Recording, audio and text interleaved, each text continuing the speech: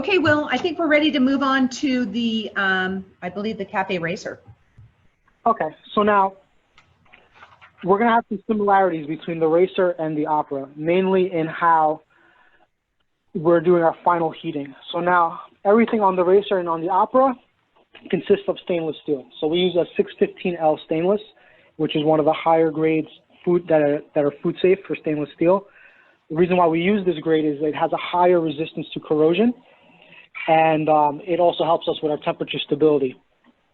Now the steam boiler, the coffee boiler, and the groups are all stainless steel. Also our portafilters are stainless steel on the Racer and Opera.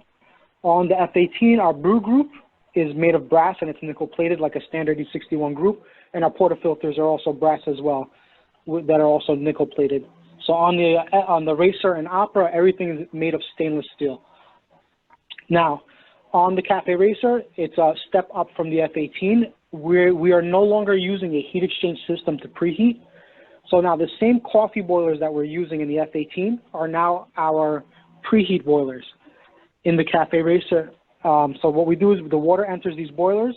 We'll heat the water to around 180, 185 degrees. And from there, it'll enter the brew group, which is also a boiler. So our groups are about a half a liter, and the water is being heated at that point right before it's being dispersed into the coffee. So on the brew group, we have the main group, which is, like I said, our half-liter boiler, and underneath that, we have a dry heating element above the portafilter. So as you see, we like to keep multiple points of heating through the entire extraction process. So our goal is to try and keep that temperature as stable as possible, whether you're pulling 1, 2, 3, 4 shots, or if you're in a heavy rush. So all our heating elements, so now this is talking about our specialty range. In the Zoe, like I said, it's a very traditional setup, uses a pressure stat, very economical components. It's nothing fancy, it's just very reliable, and it built to endure that restaurant environment.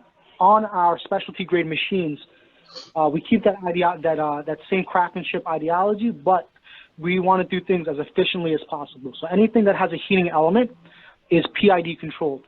So everything is computer algorithm controlled, whether it's a portafilter ring, a dry heating element, a wet boiler, everything is integrated into each other using PID. So we do this obviously for temperature stability, and we also do this to use as little energy as possible to operate the machine. So if you compare our equipment versus other competitor machines, you'll notice that we tend to use less energy in total for consumption. So the machines will do, another example, on our heating elements, so for the steam boiler, you'll notice that we run 3 independent legs to the steam boiler element. The reason why we do this is we control each leg through the computer. So we can actually increase or decrease the wattage draw of the machine within programming. So let's say, so on a 2-group racer, we have the ability to crank it up to almost 40 amps, or we can run it at about 25 amps. And this can all be controlled within programming. So back in the day, if you're a field tech, if you have a customer that keeps blowing the circuit breaker and you have the ability to kind of disable one of the legs, you would kind of just unhook it and electrical tape it, and then they would be able to run at a lower amperage. We can actually do this properly within programming, which is a cool feature. So going back to the racer, we can control our amperage draw within programming. So like I said, anything that has a heating element is PID controlled. And the name of the game is to try and keep things as stable as possible using these complex algorithms within the computer. So the water path, right? Water comes in cold, it gets preheated, and then it goes into the main coffee boiler / group where it does its final heating, and then it's extracted. So just like the F18, it does have its own independent pre-infusion solenoid, flow path, and flow restrictor. The flow restrictor size is the same as the F18, and it has the same flow of 25 to 30 milliliters per 30 seconds. So again, a soft pre-infusion. You can't change that pre-infusion flow, but you can change the amount of time that you can operate that pre-infusion. So any questions on that?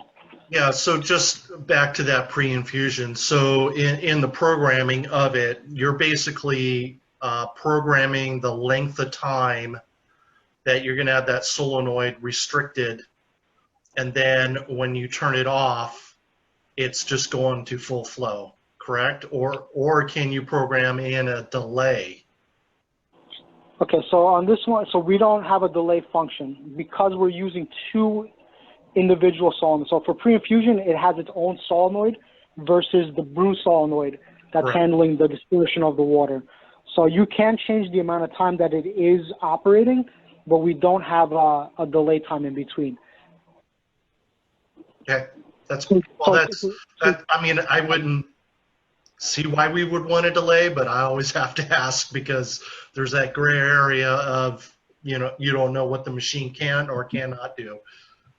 No, of course, it's a good question because typically, for example, like if you're using a competitor machine that uses, they call it pre-wet, where they're using the same solenoid valve to pre-wet the puck, they usually have a delay time in between. So it's usually like pre-wet for 5 seconds, and there's like a 1 second or 2 second delay, and then it goes into its main extraction.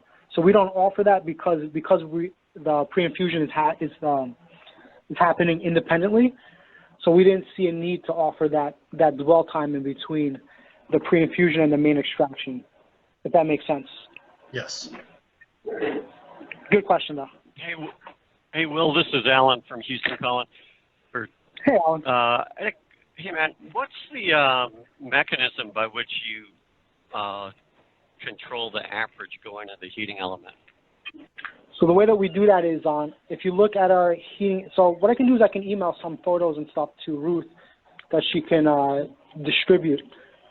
So if you look at our heating elements, we have the common leg that gets distributed through 3 different prongs, and then you have one individual leg. So are you familiar with 3-phase machines? I am, yeah. Okay, so typically on a 3-phase machine, you have an individual leg per heating circuit on the heating element. So you have one leg, and then it loops around to the common, another leg loops around to the common, and then another leg, and it loops around to the common. So we utilize that same style of heating element that on each leg is controlled by its own solid-state relay. So what we can do is we can shut off one of those legs within programming. So let's say we go into programming, we tell the machine we want it to operate at 5,500 watts, it'll turn off one of those legs when it's doing its full heat.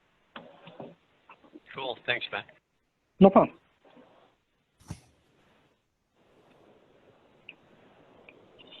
Any other questions? You were muted, Ruth. Yeah, I know. Will got it. Cool. Also one thing to note on our specialty machines, on our flow meters, we use a 4-magnet impeller. The reason why we do that is so we have a higher resolution of feedback to the board. So the board is able to calculate a higher rate of flow to try and give you as much volumetric stability as possible in between your shots. Typically on a flow meter, you'll find. I'm sorry? Is that the same on the F-18? Yes, F-18, Racer, and Opera. Okay. But the Zoe is a traditional two magnet? Correct.